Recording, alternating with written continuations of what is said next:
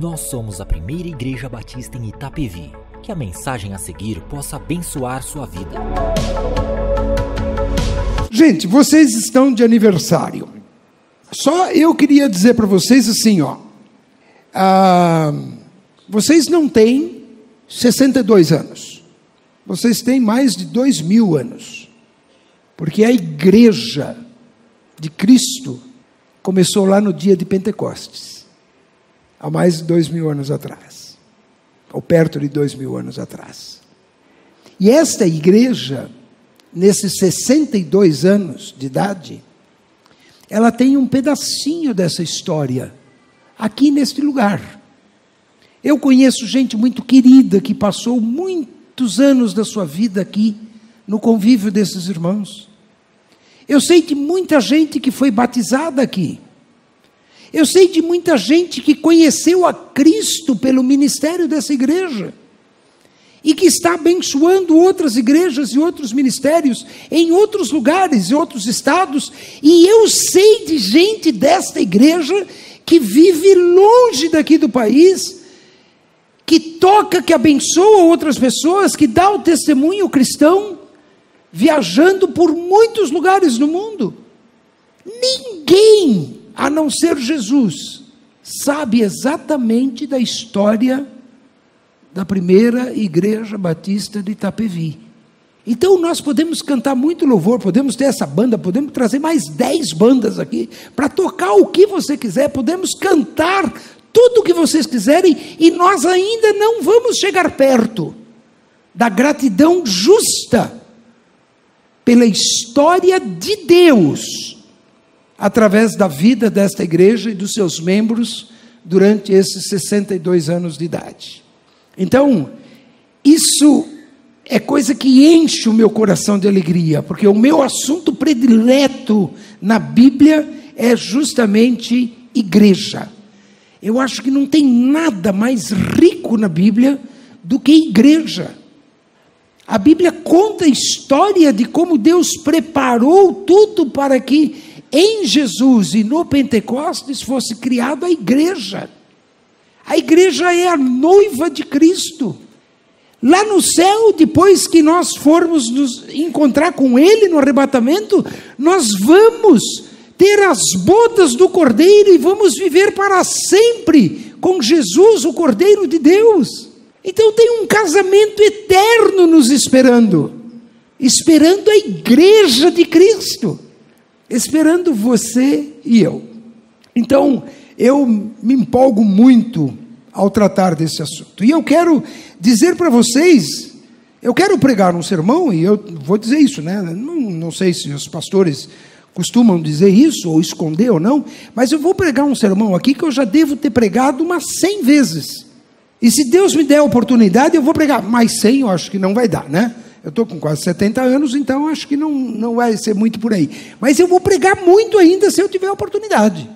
Porque falar de igreja é falar da paixão de Jesus pela sua noiva. Falar de Deus é falar do amor de Deus que entregou Jesus para que essa noiva fosse resgatada do inferno e que fosse tornada santa para ser esta noiva do Cordeiro.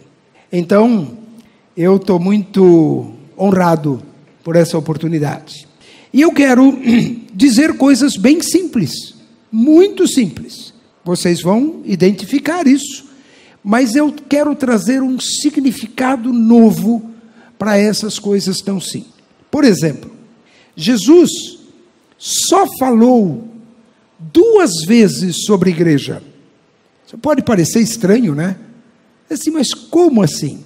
Claro que Jesus falou do assunto genericamente muitas vezes, mas só em 2 oportunidades ele usou a palavra igreja.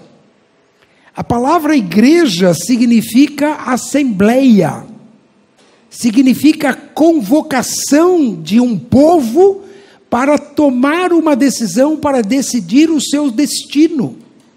E Jesus só usou essa palavra 2 vezes. E porque ele usou tão pouco essa palavra, ela ganha uma importância ainda muito maior na compreensão da natureza da igreja. Em Mateus capítulo 16, Jesus fala da igreja, e depois em Mateus capítulo 18, Jesus fala da igreja. Hoje nós vamos ver o capítulo 16, amanhã nós vamos ver o capítulo 18. Mas eu quero dizer para vocês de alguma diferença. Talvez todos vocês já tenham ouvido isso, de que existe uma igreja, que é a igreja invisível, que é essa noiva de Cristo, que é o conjunto, que é o corpo, a Bíblia fala do corpo de Cristo, né? Que é o conjunto de todas as pessoas que desde o Pentecostes entregaram o seu coração a Jesus e fizeram parte dessa igreja e continuam fazendo parte dessa igreja. Esta é a igreja eterna de Deus. Mas existe uma outra igreja que é a igreja local, que é a igreja que tem endereço, que é a igreja que é feita de pessoas que têm CPF, que é a igreja que tem um lugar para reunir. Talvez a igreja, como aqui no nosso país, é necessário ser uma entidade reconhecida pelo governo, ela tem CNPJ. Esta é a igreja local, é a igreja visível. Então olhem só a diferença. A igreja de Mateus 16, e nós vamos ver como é que ela é, através do que a Bíblia diz, é a igreja universal. A igreja de Mateus 18 é a igreja local. Essa, como essa daqui, como nós estamos aqui, como a IBAB, como a Memorial, como todas as outras igrejas batistas e outras denominações também, que estão aqui ao nosso redor.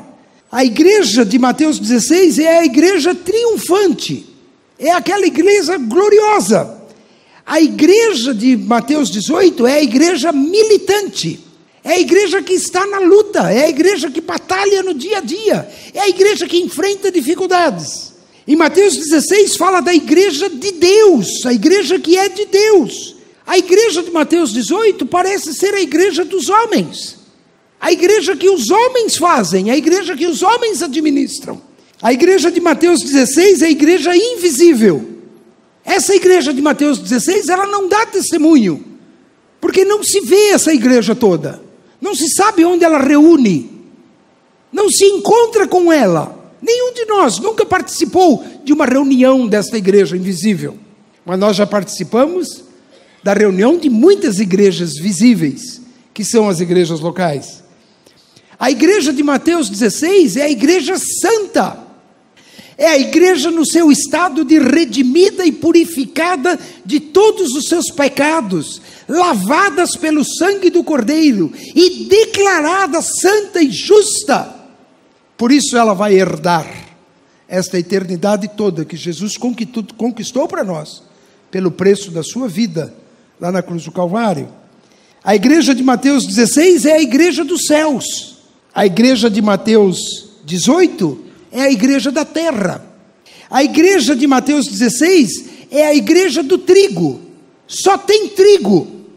A igreja de Mateus 18 tem trigo e tem joio. A igreja de Mateus 16 é a igreja ideal. A igreja de Mateus 18 é a igreja real. É a igreja com quem a gente se encontra e com quem a gente vive. Então vamos ver. Mateus capítulo 16, a partir do versículo 13. E eu peço para você, se você puder acompanhar aí na sua Bíblia, nós vamos ler até o versículo 19. Mateus capítulo 16, começando no versículo 13. Indo Jesus para os lados de Cesareia de Filipe, perguntou a seus discípulos: quem diz o povo ser o Filho do Homem? E eles responderam: uns dizem João Batista, outros Elias, e outros Jeremias, ou alguns dos profetas. Mas vós, continuou Jesus, quem dizeis que eu sou? E respondendo Simão Pedro disse: tu és o Cristo, o Filho do Deus vivo. Então Jesus lhe afirmou: bem-aventurado és, Simão Barjonas, porque não foi carne e sangue que te revelaram, mas meu Pai que está nos céus. Também eu te digo que tu és Pedro, e sobre esta pedra edificarei a minha igreja, e as portas do inferno não prevalecerão contra ela. Dar-te-ei as chaves do reino dos céus, e o que ligares na terra terá sido ligado nos céus, e o que desligares na terra terá sido desligado nos céus. Esse é o texto desta igreja triunfante, desta igreja invisível, desta igreja corpo de Cristo no sentido geral, desta igreja noiva de Cristo, que está sendo preparada para a grande bodas do Cordeiro. Mas vamos entender um pouco esse texto e destacar alguns aspectos que passam desapercebidos. Vamos começar de novo no versículo 13. Indo Jesus para Cesareia de Filipe, perguntou aos seus discípulos: quem diz o povo ser o Filho do Homem? Jesus perguntou o que o povo pensava dele.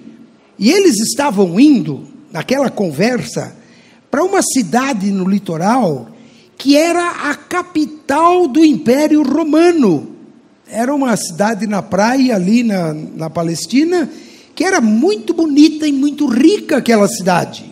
E Jesus estava indo para lá. Embora sendo uma cidade romana, lá se falava o grego, por uma velha tradição e por ter sido dominado pelo povo grego.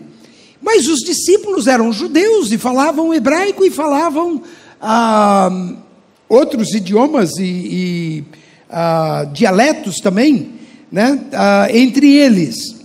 Quando Jesus fez a pergunta, o que o povo diz, ele estava falando do povo judeu, do povo romano e do povo grego. Cada um desses povos tinha o seu reino, tinha as suas autoridades, tinha o seu grupo que se reunia em assembleia, por isso a palavra igreja. Por exemplo, os romanos tinham o Senado, que era a sua assembleia, lá em Roma. Os gregos tinham os seus areópagos e os seus teatros, onde eles tomavam as suas decisões. E os judeus tinham o seu sinédrio, onde 70 homens judeus tomavam as decisões pelo povo. É nesse contexto que Jesus pergunta para os discípulos: quem o povo diz que eu sou? E Jesus, então, no versículo 14, ouve deles uma resposta. E eles disseram assim: uns dizem João Batista, outros dizem Elias, outros Jeremias, ou alguns dos profetas. A pergunta de Jesus era a respeito da autoridade. E a resposta deles foi uma resposta em geral, sobre a opinião do povo com quem eles tratavam mais corriqueiramente. Foi uma resposta genérica. Eles responderam: olha, tem muitas opiniões sobre o Senhor. Inclusive, não aparece aqui no texto, mas tinha muitas opiniões contrárias a Jesus. Opiniões dos gregos, opiniões dos romanos, e a opinião dos judeus também, que não gostavam de Jesus. Aí Jesus então se volta para eles e pergunta para eles: e vocês? Mas vós, no versículo 15, mas vós, continuou ele, quem dizeis que eu sou? Então, agora Jesus chega no ponto que ele queria. Os seus próprios discípulos, que têm caminhado com ele, já viram os milagres que Jesus fez. Andou sobre as águas, multiplicou o pão, curou doentes, até ressuscitou mortos. Então Jesus diz para eles: quem vocês pensam que eu sou? Na verdade, não importava tanto o que os outros pensavam a respeito de Jesus, mas o que importava mesmo é o que eles, discípulos, pensavam. Então Pedro tomou a palavra, respondeu e disse: tu és o Cristo, o Filho do Deus vivo. Tinha que ser Pedro, né? Pedro sempre falava primeiro, proativo, e ele era participante de tudo. Mas ele acertou na mosca. Ele falou exatamente aquilo que precisava ser dito. Ele nunca foi tão certeiro, tão objetivo. E Jesus reconhece isso e diz isso para ele. Quando Pedro disse que Jesus era o Cristo, Filho do Deus vivo, ele estava revelando que Jesus era o Messias. A palavra Cristo significa Messias, o ungido, o enviado de Deus, aquele que tinha sido prometido desde Eva, lá no Éden. Lembra que Jesus disse para Eva, e disse assim: o teu descendente, mulher, a semente da mulher, vai trazer a salvação. Ele vai ser ferido no calcanhar, mas ele vai pisar a cabeça da serpente. Ele vai vencer os poderes do inferno, que foi o que Jesus disse da igreja aqui também. Então, quando Pedro disse que Cristo era o ungido, estava se referindo a isso. Também ele disse que esse Jesus era o Filho do Deus vivo. Ele identifica Jesus como um autêntico Filho de Deus. Deus enviou o seu Filho. Deus amou o mundo de tal maneira que deu o seu Filho para morrer na cruz em nosso lugar, pagar os nossos pecados e nos salvar. E ele se refere a esse Deus como um Deus de vivos, e um Deus vivo e não de mortos. Então, quando a gente pensa em 62 anos, quando a gente pensa na história desta igreja, e de muita gente que já passou por aqui, inclusive que já morreu, a história dessas pessoas continua dando testemunho de um Deus vivo. E a declaração de Pedro é a pedra fundamental para a igreja.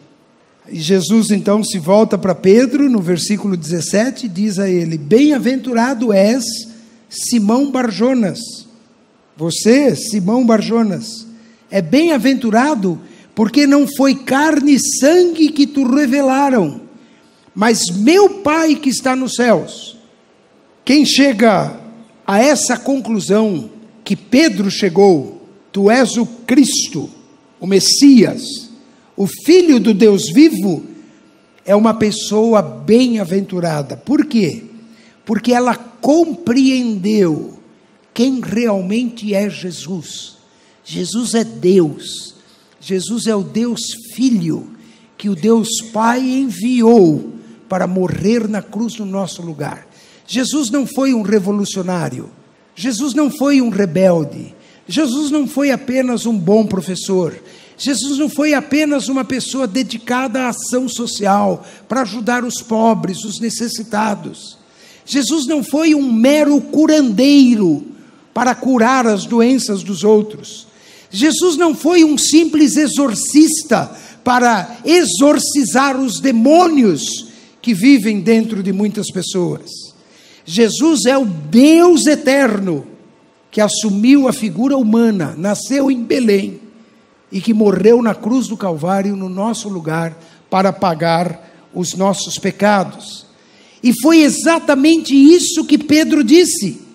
E Jesus disse para Pedro: Pedro, você entendeu exatamente quem eu sou e a minha missão, mas você não entendeu isso por sua inteligência, pela sua própria percepção e pelo seu próprio entendimento, porque não foi nem carne e sangue que revelou essa grande verdade para você, mas foi o meu Pai que está nos céus. Pedro ganhou uma revelação de Deus, de quem realmente era Jesus, e esta revelação foi quem transformou a vida de Pedro. E vejam como começa o versículo seguinte, o versículo 18: também eu te digo que tu és Pedro. Já mudou. Jesus antes, no versículo 17, Jesus disse para ele: bem-aventurado és, Simão Barjonas. O Simão, filho de Jonas. Simão da família do Jonas. Mas o nome dele era Simão. Nome hebraico, aramaico. Esse era o nome dele. Aí Jesus começa dizendo para ele: o seu nome vai ser mudado agora, porque a sua vida vai ser transformada. Você não será mais apenas Simão Barjonas. Agora você será chamado Pedro. O significado da palavra Pedro é uma pedra pequena. Não é uma pedra grande, é uma pedra pequena. Não é uma grande pedra, mas é uma pedra pequena. E Jesus disse: agora o seu nome vai ser essa pedra pequena. E sobre esta pedra edificarei a minha igreja, e as portas do inferno não prevalecerão contra ela. Aqui eu quero dizer duas coisas. Realmente Pedro foi usado como sendo uma dessas pedras pequenas que Jesus usou para começar a igreja. Quem pregou naquele dia de Pentecostes, e aonde as primeiras 3.000 pessoas se converteram e foram batizados, como é o nome do apóstolo que pregou? Pedro. Só que a pedra, diz a Bíblia, a pedra angular da igreja é Cristo. A pedra principal da igreja é Cristo. A pedra onde a igreja vai ser edificada é Cristo. E sabe como a gente entende isso? Que a pedra principal onde a igreja é edificada é esse entendimento espiritual que Pedro teve de Deus, de que Jesus era o Cristo, o Filho do Deus vivo. Porque a igreja é edificada de pedras vivas, que é outra figura que a Bíblia usa. Como que alguém se torna uma pedra viva? Quando ele confessa Cristo como seu Senhor e Salvador. Quando ele diz: tu és o Cristo, o Filho do Deus vivo. É sobre essa pedra que é Cristo, sobre essa pedra que é a confissão de quem é Cristo, e sobre essa pedrinha que é Pedro, porque ele foi o primeiro que confessou que Jesus era o Cristo, o Filho de Deus vivo. E foi ele que pregou em Pentecostes, e que essa igreja começou a ser edificada. Mas a pedra fundamental da igreja de Cristo é o próprio Cristo, esse de quem Pedro disse: tu és o Cristo, o Messias, o Filho do Deus vivo. E aí ele acrescenta então dizendo: e as portas do inferno não prevalecerão contra ela. As portas do inferno não prevalecerão contra ela.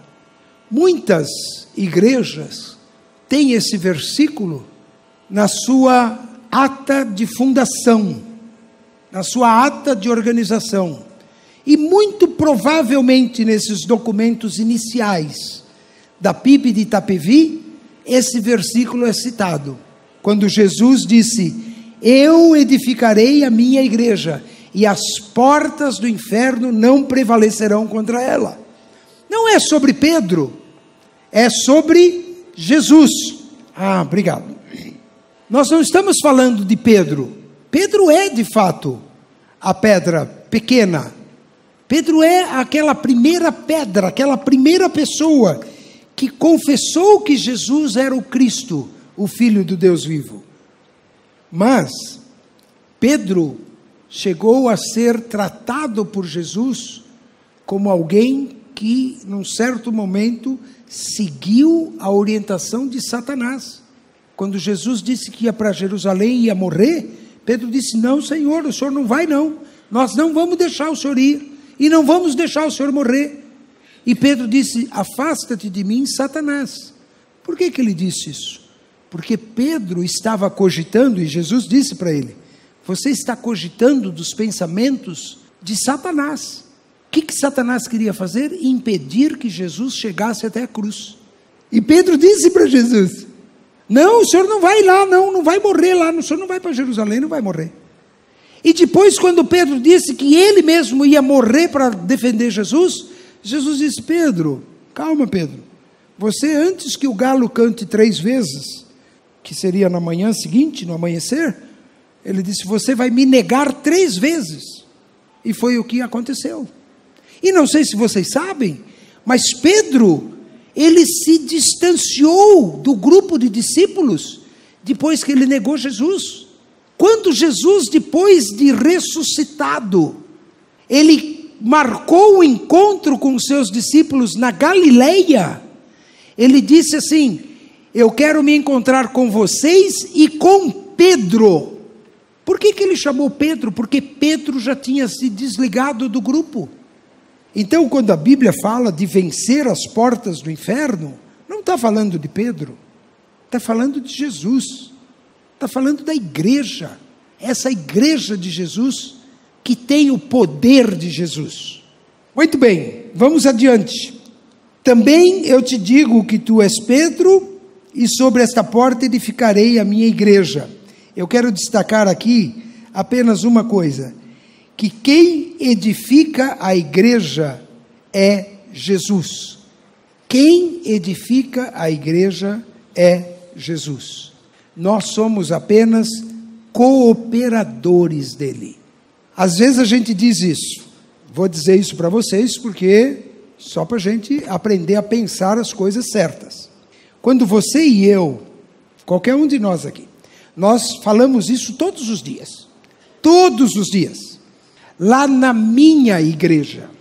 Aí alguém podia perguntar: na sua igreja? Você tem uma igreja? Você tem uma igreja que é sua? Ah, eu tenho a minha igreja. Gente, isso é errado.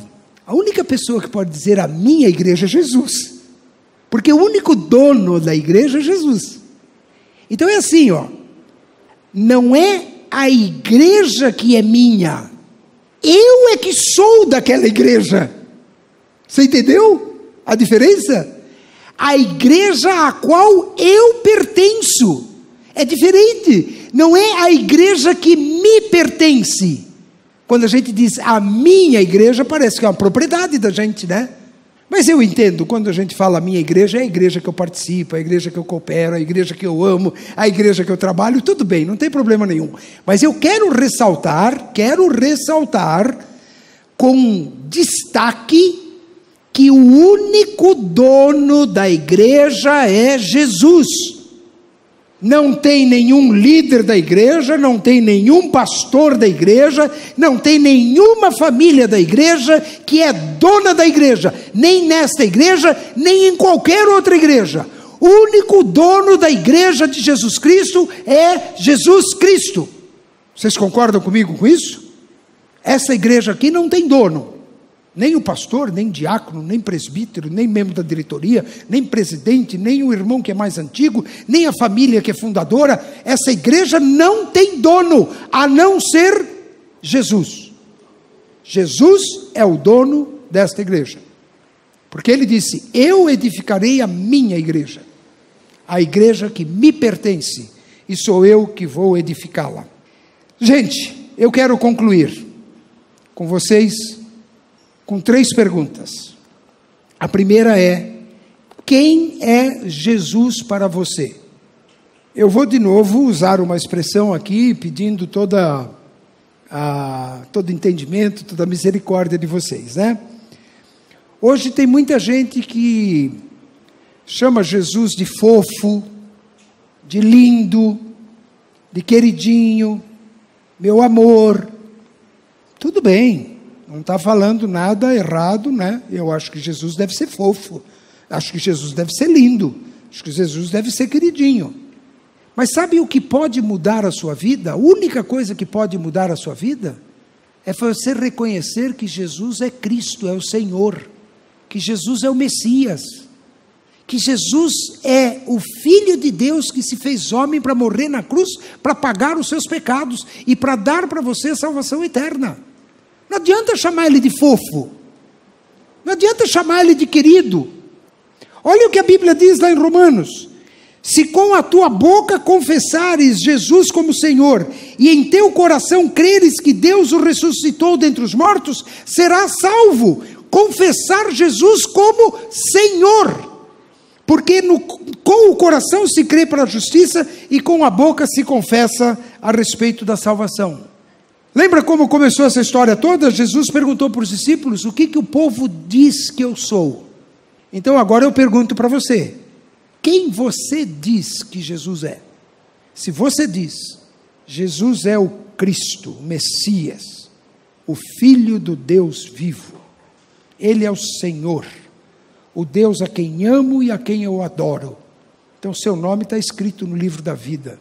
Você faz parte desta igreja eterna, de todos aqueles que nesses 2000 anos de história confessaram o nome de Cristo. Porque sem esta confissão, ninguém tem o seu nome escrito no livro da vida. Esta é a confissão básica do Evangelho, é de crer em Jesus Cristo.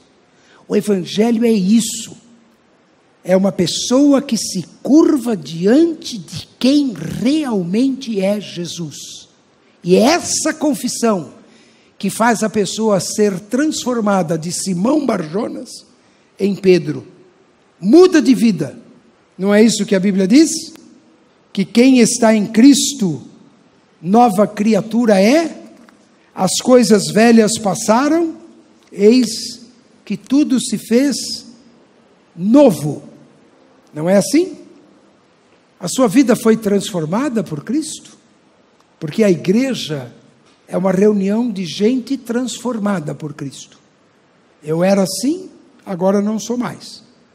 E a última pergunta: você tem ajudado esta igreja a resgatar pessoas da condenação eterna, arrancar pessoas da porta do inferno para uma nova vida em Cristo Jesus, com o seu testemunho, com a sua fé, com a sua própria vida? Esse é o jeito de nós cooperarmos com essa igreja de Cristo, que é eterna, que é triunfante. Amanhã nós vamos falar sobre a igreja local. Mateus 18, é outra história, mas que Jesus também falou sobre ela. Mas hoje o importante é isso. Se você tem esse Jesus no seu coração, e eu queria pedir que todos abaixassem sua cabeça em oração, que você fechasse os olhos, e você pensasse na sua vida. Responda essa pergunta: você crê que Jesus é o Filho do Deus vivo? Você crê que Jesus é o Senhor? Você crê que Jesus é o Salvador?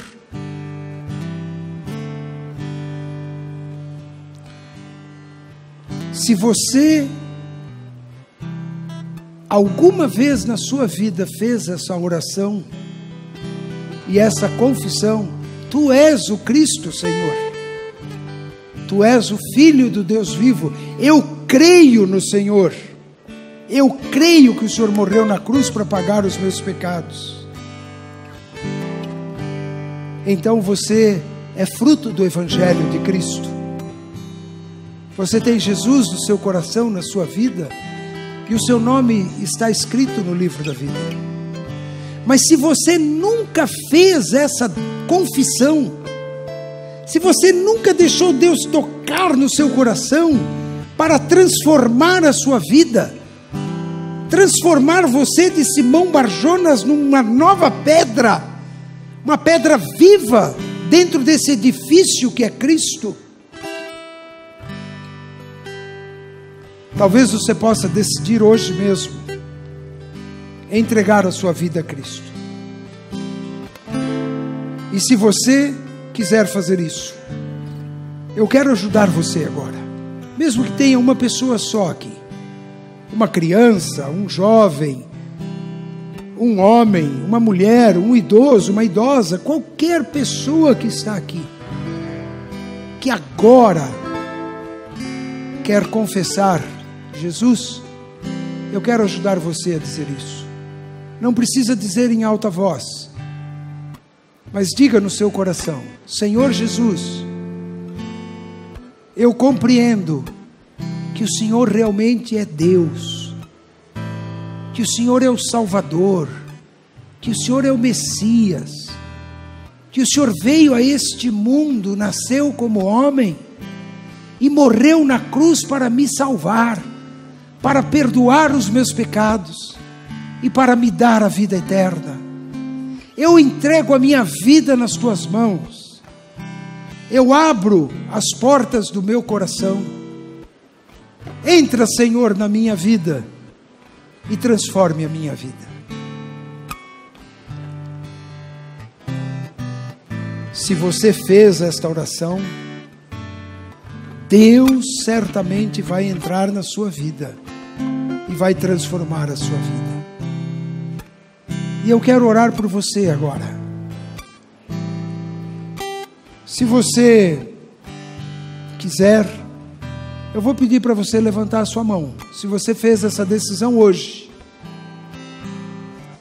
E eu quero orar para quem estiver com a mão levantada. E pedir que Deus realmente entre na sua vida e transforme a sua vida. Que Deus cuide da sua vida. Que Deus faça de você uma pessoa nova. E lhe dê essa nova vida em Cristo Jesus. Então, mesmo com os olhos fechados, levante a sua mão, eu quero orar por você. Senhor Jesus, eu quero pedir que o Senhor toque na vida de cada pessoa que está aqui, especialmente em quem está dizendo que acredita, crê e confessa que o Senhor é o seu Salvador. E qualquer um que aqui está entregando a sua vida ao Senhor, que seja visitado pelo Teu Espírito, que seja habitado pelo Teu Espírito, que seja transformado pelo Teu Espírito e que ganhe esta nova vida que só o Senhor pode dar. Abençoa a vida de cada um aqui, Senhor, e que esta igreja seja sempre uma igreja viva, que transborde do verdadeiro Evangelho de Jesus Cristo, para a honra e glória do Teu santo nome. Amém e amém. Que Deus abençoe cada um de vocês. Esta foi mais uma mensagem especial da Primeira Igreja Batista em Itapevi. Que Deus te abençoe.